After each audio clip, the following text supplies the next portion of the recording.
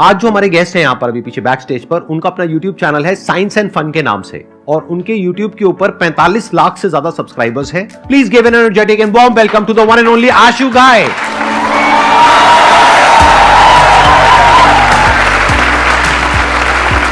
क्या ठीक, अरे अरे गले मिल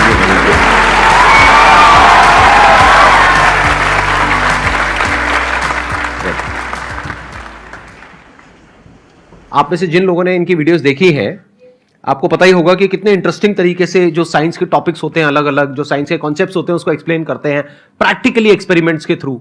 तो आज इस सेशन को यहीं से शुरू करते हैं। बिल्कुल सर। कोई एक्सपेरिमेंट से जो भी आपके माइंड में है उससे हम शुरू करते हैं इस सेशन को। सर वैसे तो ये एक्सपेरिमेंट मैं आपके लिए सोच के लाया था, लेकिन ये बच्चों के साथ करते हैं। हाँ, और जो भी इस टास्क को कर देगा उसको संदीप सर 10,000 रुपए देंगे पक्का।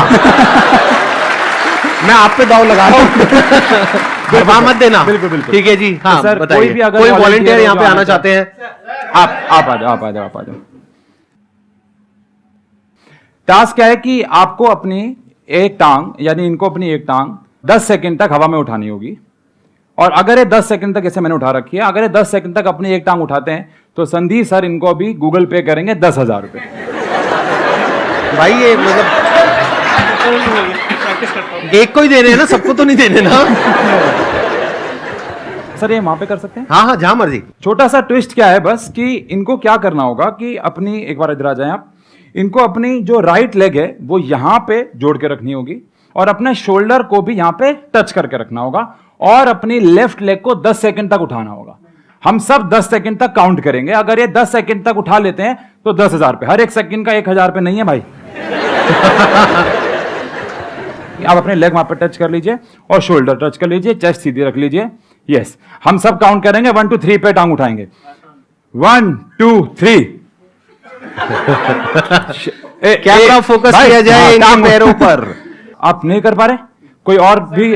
अच्छा आप आ जाइए। हम 1 2 3 बोलेंगे, 1 2 and 3। चलिए पहले तो इनके तालियां बजा। Big round of applause for both of them.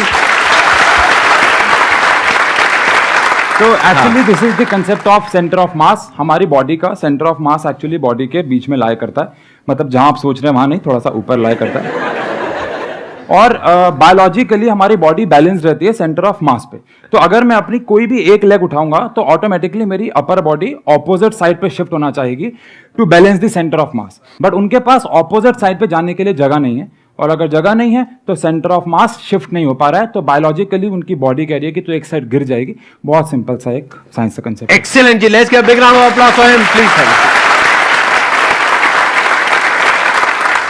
Session को आगे बढ़ाने से पहले एक बात कहना चाहूंगा कि जब भी मैं कहीं जाता हूं तो पता नहीं मुझे ऐसा कि, लेकिन लोग कहते हैं कि आप बहुत डाउन टू अर्थ हैं। हमारा 8th फास्टेस्ट ग्रोइंग चैनल बना वर्ल्ड में, और इंडिया का 3rd फास्टेस्ट ग्रोइंग चैनल बना, लेकिन कभी भी ऐसा नहीं हुआ कि हमें थोड़ी सी ईगो आई हो। लेकिन इस शो में आने के बाद सर थोड़ी सी बनती है।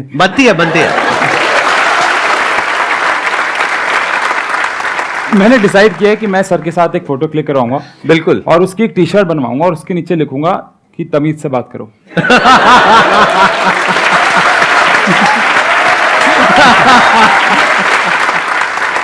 आपका जो वैसे स्टाइल है ना, मैंने देखा अभी भी आपने थोड़ा डेमो तो दे ही दिया है, वो आई थिंक एक टीचर का कम और एक स्टैंड अप कॉमेडियन का ज्यादा है, राइट?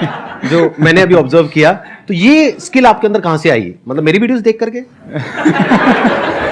सर जब मैं खुद स्कूलिंग में था तो हम लोगों को साइंस जब पढ़ाई जा रही थी, तो मुझे कई जगहों पे लगता था कि यार ये चीज किताबों में एक्सपेरिमेंट लिखा तो है, बट यही चीजों को बहुत इजी तरीके से क्लास में दिखाया भी जा सकता है। सर आप जो भी मेरी वीडियो देखेंगे, कोई भी वीडियो एक ऐसी नहीं जहां पे हमने कोई बहुत महंगा सेटअप क्रिएट करके उसको बनाया हो। सब चीजें घर से ही निकाली गई हैं। चाहे वो टॉर्क वाला कंसेप्ट हो, वाइपर से साइंस समझा देते हैं। अगर बच्चे वीडियोस देखते हैं, हमने बॉब बना दिया, पानी की टंकी में जो वाटर लेवल की बॉल लगती है उससे हमने बॉब बना दिया। जैसे अभी आपने क्या एक्सपेरिमेंट किया, और कुछ अगर हमको करना हो यहीं पे जो चीजें हैं उसको यूज करके, तो और आप क्या कर सकते हैं? जैसे ट्राइपॉड स्टैंड है, और चेयर है, ये बॉटल है, टेबल है, सोफा है, मैं हूं, आप हो। एक रॉड मुझे चाहिए होगी इसके लिए। कोई हैवी बैग या कुछ हो हमारे पास? हमारे पास ये एक नॉर्मल बैग है जिसको हम लोग अगर ऐसे उठाएं तो हम 10 सेकंड तक बहुत आराम से, 20 सेकंड तक बहुत आराम से उठा सकते हैं। ठीक है। बट अगर आप इस रॉड के एकदम एंड पे इस बैग को लगाएं और फिर इसके एकदम एंड से उठाएं, तो कौन इसको 20 सेकंड तक हवा में उठा सकता है? अच्छा, कुछ हाँ एक सेकंड कुछ कंडीशन है। अगेन, ये बैग खिसक के पीछे नहीं आना चाहिए और 10 सेकंड तक आपको इससे परपेंडिकुलरली, या 20 सेकंड।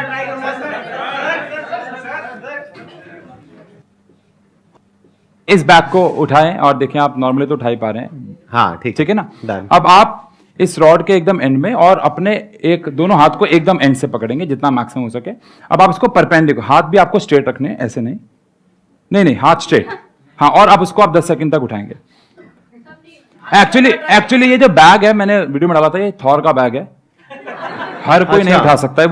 तभी वो वीडियो थोड़ा हाइप क्रिएट की। ये सिर्फ थॉर ही उठा सकता है। तो मैं ट्राई करूं? बिल्कुल, अरे सर बिल्कुल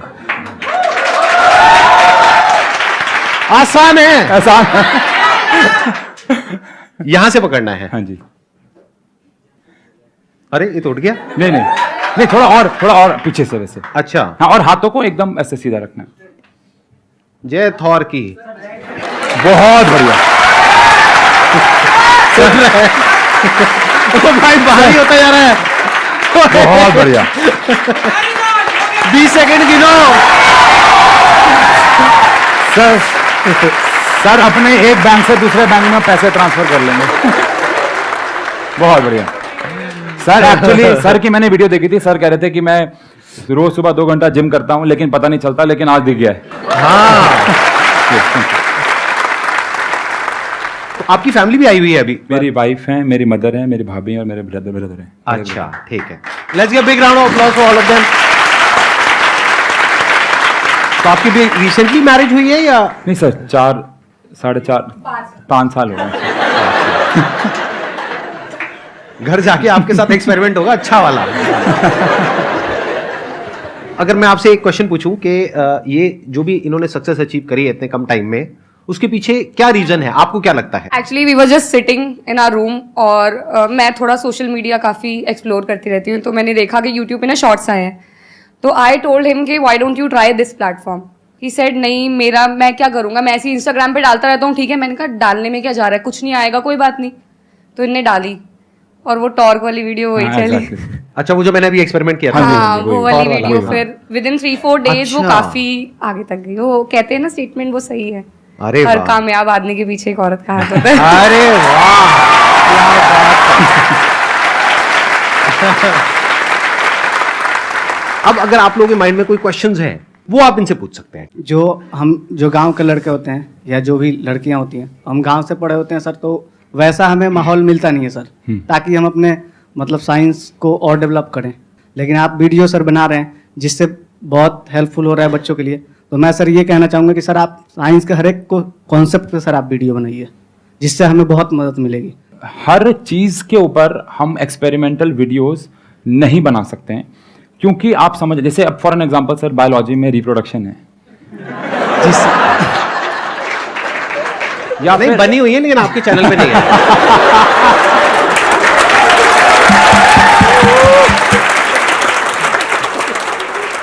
कुछ चीजें ऐसी होती हैं जिनको करने के लिए हमारे पास परमिशन ही नहीं है। For an example photo electric effect, अगर आपको पता हो, इसको करने के लिए लाइसेंस चाहिए होता है। जी सर। तो हाँ, लेकिन जितनी भी कोशिश हो सकती है हम लोग वीडियोस बनाते हैं। और मेरा एक मानना है कि ना, यूट्यूब पे शायद मुझे दिखना शुरू हुआ कि हमारे चैनल के आने के बाद बहुत सारे लोगों ने एक्सपेरिमेंट्स करना शुरू किया। जी सर। बट मैं यहाँ पे उन सबसे भी एक रिक्वेस्ट करना चाहूंगा। बहुत सारी वीडियोज में ऐसा होता है कि वो एक एक्सपेरिमेंट दिखा देते हैं और बोलते हैं कि अब आप बताओ इसमें क्या कंसेप्ट लग रहा है। तो बच्चा तो वहीं पे ही उसका जो कंसेप्ट है वो तो क्लियर ही नहीं हुआ ना। आप एक्सपेरिमेंट करने के बाद ऐसे मत बोलो कि अब आप बताओ कौन सा कंसेप्ट लग रहा है। कंसेप्ट अगर समझाना, जैसे इनका एक डाउट है कि अगर हमें साइंस को समझना है और कंसेप्ट जब तक क्लियर नहीं हो रहा है, तो फिर उन वीडियोस को बनाने का कोई फायदा नहीं। फिर आप एक साइंस टीचर नहीं, फिर आप एक जादूगर के तरीके से काम कर रहे हो। लेकिन अगर हम एक कंसेप्ट को 1 मिनट के अंदर, सर 1 मिनट बहुत कम होता है, 1 मिनट के अंदर एक्सपेरिमेंट भी दिखाना, उसके कंसेप्ट को भी पूरा समझा देना, तो ये काम हर एक कंसेप्ट के लिए थोड़ा सा पॉसिबल नहीं है। लेकिन मैं आपकी बात को ऊपर रखते ऐसे कहूँगा कि हम पूरी कोशिश करेंगे, क्योंकि अब हमारे पास यूट्यूब से रिवेन्यू भी आने लग गया है, तो उस पैसे को हम इस्तेमाल करने लग गए हैं, चीज़ों को अलग लेवल पे लेके जाने वाले हैं, ताकि हम हर चीज़ के ऊपर एक्सपेरिमेंट्स की वीडियो बनाना शुरू करें।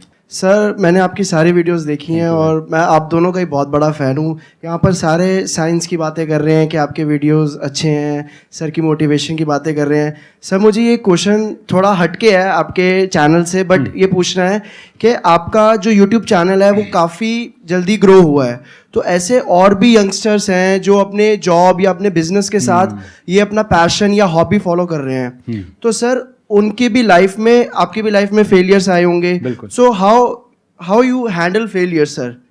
जब हम लोग कोई भी काम करते हैं तो उसमें हम, मेरे हिसाब से दो चीज़ें जो है वो बहुत गलत करते हैं। एक है कि हम ना हर चीज़ में बहुत परफेक्शन को ढूंढते हैं और उस चक्कर में हमें कई बार डिमोटिवेशन होता है। जैसे अगर मैं आपसे एक सवाल पूछूं, आप में से कितने लोग ऐसे हैं जो एक स्केल और एक पेंसिल से 10 सेंटीमीटर की लाइन खींच सकते हैं? सर मेरे अकॉर्डिंग ये कोई भी नहीं कर सकता है। रीजन बीइंग, क्योंकि 10 सेंटीमीटर की लाइन खींचना इट इज नॉट पॉसिबल अगर मैं बहुत परफेक्शन पे जाऊं। रीजन है कुछ। पहला रीजन, कोई भी स्केल 100% एक्यूरेसी पे कैलिब्रेटेड नहीं होता। सेकंड, पेंसिल की एक मोटाई होती है। अगर 0.5 mm की पेंसिल की मोटाई है और आप 10 सेंटीमीटर पे जाएंगे तो आप 10 सेंटीमीटर से इधर उधर जाएंगे। थर्ड, जो पेज होता है वो 100% प्लेन नहीं होता है। पर आप में से कितने लोग ऐसे हैं जो बचपन से आज तक 10 सेंटीमीटर की लाइन उसको मानते आए हैं? आप एक पेज पे सर्कल बनाते हैं, सर्कल कुछ नहीं होता है सर। सर्कल क्या? आप बताओ मुझे, अगर आपने एक पेज पे सर्कल बनाया तो it is not a circle, it is actually a cylinder, क्योंकि उसकी छोटी सी मोटाई तो होगी। तो अगर हम थोड़ी चीज़ों पे अटके रहेंगे तो हम हमेशा डिमोटिवेट होते रहेंगे।